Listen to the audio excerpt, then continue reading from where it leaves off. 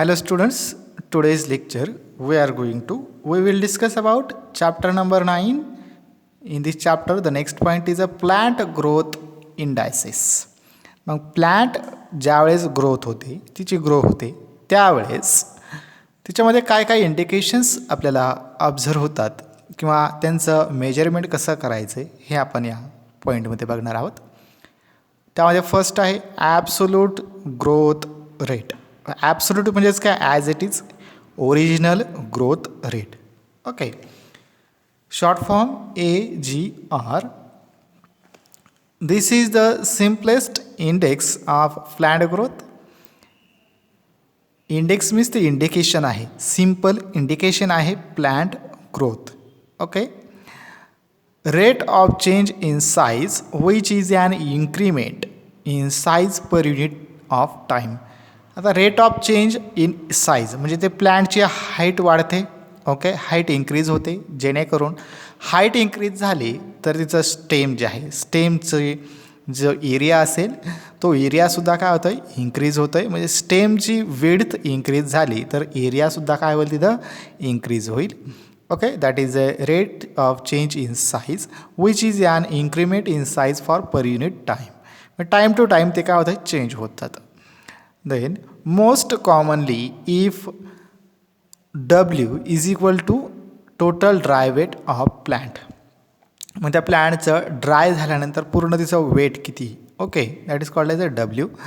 G absolute growth rate in total dry weight. मग absolute growth rate म्हणजेच काय, total तिची मॅच्युरिटी ज्यावेळेस होईल त्यावेळेस आपण ती प्लॅन्ट कट करणार किंवा रिमूव्ह करणार, रिलीज आउट करणार आणि हार्वेस्ट करणार. त्यानंतर त्या प्लॅन्टचं जे ड्राय मटेरियल असेल किंवा ड्राय तिचं कंडिशन्स ती काय करणार, आपण वेट करणार, जेणेकरून ते टोटल तिचं वेट त्याला डब्ल्यूने आपण मेन्शन करू. त्यानंतर जी म्हणजेच काय, ग्रोथ रेट. ओके, टोटल तिला टाईम किती लागला ते. Then the dimensions and units of G are mass per unit. Example, G means growth and D is inversely 1. Okay, -1 म्हणजे काय की तिला ग्रोथ रेट आपण काउंट करणार, पण किती दिवसात ती तेवढी तिची हाईट झाली, तिची साईज इन्क्रीज झाली हे आपण तिथं काउंट करणार ॲब्सोल्यूट ग्रोथ रेटमध्ये. Next, instantaneously G is equal to dW upon dt. D means days and W means weight and upon D means day and T means time. Okay, ते आपण खाली सांगितलेलंच आहे. Mean value over the interval T1 to T2 is W1 minus W2 into T1 minus T2. Okay, मग त्यांचं interval value म्हणजेच काय, interval timing किती लागला. ओके, किती टाईममध्ये तिचं किती वेट होऊ शकतं. Then the instantaneous G can be derive from functions fitted to W versus T. मग त्यांचं वर्सेस किंवा त्यांचं अपोजिटली फंक्शन्स आहे W आणि T. W is equal to FW into T, then G is equal to TWT. म्हणजे त्यांचा growth rate and weight rate जो आहे तो आपण तिथं काउंट करू शकतो with the help of formula.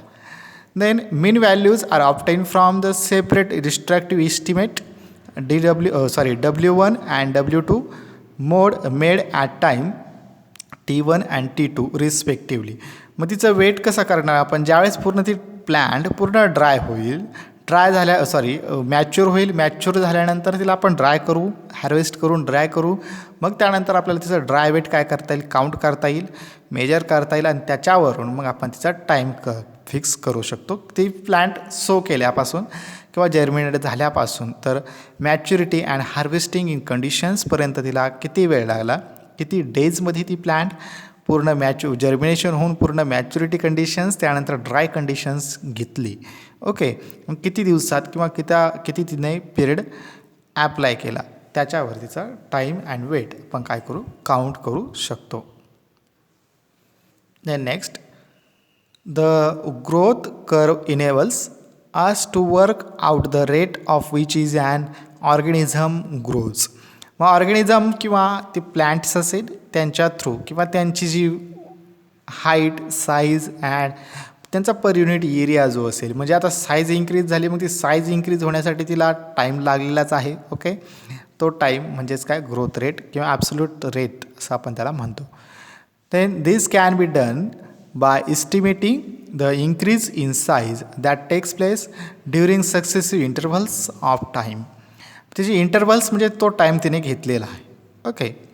Then the increases growth intervals growth increment are then plotted against time. This gives us the organism's absolute growth rate. मग त्या प्लांटने किती जागा अप्लाय केली किंवा किती जागेवरती ती प्लांट शेड झालेली आहे, किती जागेवरती ती प्लांट डेव्हलप झाली, ती जागा आणि तिला लागणारा वेळ एवढं काउंट करणं that is called as a absolute growth rate. म्हणजे टाईम पण काढायचं आहे आणि त्या प्लांटचं वेट पण काढायचं आहे. Okay, that is a absolute growth rate. Then the absolute growth rate is a change in size per unit of time. आत्ताच मी सांगितलं, ज्यावेळेस त्या प्लांटची ऑर्गॅनिझमची त्या ऑब्जेक्टची जर साईज इन्क्रीज झाली तर साईज इन्क्रीज होते म्हटल्यानंतर तिला टाईम तेवढा लागलेलाच आहे. ओके, मग तिला किती टाईम लागला ते काउंट करणं with the help of weight and formula. So that if the unit of time is a small the absolute growth rate is dw/dt. Okay, या फॉर्म्युल्याने आपण त्याचं काउंट करू शकतो. Where w is equal to size of the fish and T is a time. मग त्याचा आपण example fish घेऊ शकतो, ऑर्गॅनिझम त्यांनी म्हटलेलं आहे, किंवा प्लॅन्ट्स असं म्हटलेलं आहे. ओके, मग वेट डब्ल्यू म्हटल्यानंतर size of fish and T is a time. Then absolute growth rate are often not useful for comparing growth rates under different experimental or environmental conditions because they are usually proportional to the size of fish. म्हणजे त्या फिशवर किंवा तो organism जो असेल त्या organism त्याच्यावरती size त्याची increase होते, हाईट इन्क्रीज होते. मग ज्यावेळेस त्याची साईज आणि हाईट इन्क्रीज होते तर त्यांच्यामध्ये तो टाईम तेवढा काय करतात, स्पेंड करतात, जेणेकरून तिच्यामध्ये ती डेव्हलपमेंट होते. ओके, मग त्या एन्व्हायरमेंटल कंडिशन्सनुसार किंवा एन्व्हायरमेंटल कंडिशन्सवरती ते डिपेंड आहे का ते डेव्हलप कसे किंवा किती डेव्हलप झालेले आहेत. Then a better measures is the specific growth rate G is equal to dw/WDT. Okay, G म्हणजेच काय ग्रोथ रेट, मग काय DW means total weight of dry plant किंवा ड्राय फिश आपण त्याला म्हणू शकतो. अँड डी म्हणजे किती दिवसात ते आपण ड्राय केलं मॅच्युरिटीपासून. त्यानंतर डिव्हायडेड बाय W म्हणजे total weight and DT means day and time. Okay, मग डे मीन्स किती दिवसात झालं आणि टाईम मग तेवढा टाईम स्पॅन आपण तिथं काउंट करतो. Then the mean specific growth rate over the time interval T1 to T2 is given bye.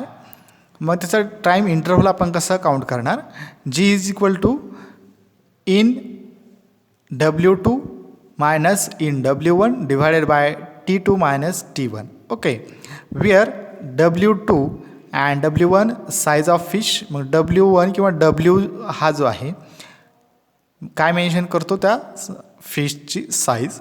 Then T2 and T1 is a time. T म्हटल्यानंतर ते काय करतं, टाईम मेन्शन करेल. Then respectively. Okay, then the size of the fish at time is given by. मग त्या फिशची size कशी increase झाली किंवा कशी आपण ती काउंट करू. W2 is equal to W1 experimental किंवा example G in bracket T2 minus T1 in bracket complete. मग या फॉर्म्युलेने आपण त्याचा W अँड ग्रोथ रेट काय करू शकतो, काउंट करू शकतो. Then the specific growth rate can be measure in the term of length, weight आणि एनर्जी दो इन प्रॅक्टिसेस. मग ते स्पेसिफिक ग्रोथ रेट जो आहे तो आपण मेजर कसं करणार, मग त्याची लेंथ आपण काउंट करणार, मेजर करणार, त्याचं वेट मेजर करणार आणि एनर्जी दो म्हणजे त्याच्या एनर्जी किती क्रिएट झाली, म्हणजे त्याने टाईम किती स्पेंड केला पूर्ण ते कंडिशन्स प्रोव्हाइड झाल्यानंतर, म्हणजे मॅच्युरिटीपासून तर ड्राय कंडिशन्सपर्यंत त्याला किती टाईम लागला हे तिथं काउंट केलं जातं with the help of formula G into T2 minus T1. It is usually measured in the terms of the length, weight. Okay, या दोन आपण काय करू शकतो, मेजर करू शकतो, जे लेंथ आणि त्याचं वेट.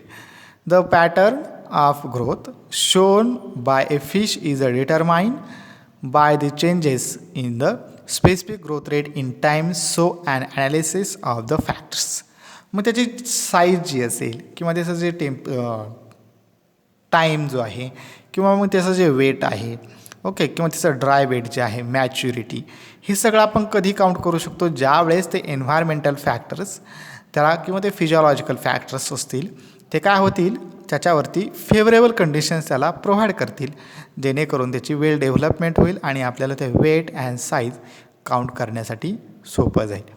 ओके, जर प्लांट डेव्हलपच झाली नाही तर तिथं आपल्याला काउंट करण्यासाठी ती मेजरमेंट किंवा ती क्वांटिटी आपल्याला तिथं सॉर्ट आऊट किंवा मेन्शन करता येत नाही. त्यामुळं एन्व्हायरमेंटल फॅक्टर्ससुद्धा काय असले पाहिजे, तिथं फेवरेबल असले पाहिजे, जेणेकरून त्या प्लॅन्टचं, त्या फिश किंवा त्या काय ऑर्गॅनिझम असेल त्याचं आपल्याला मेजरमेंट करता येईल.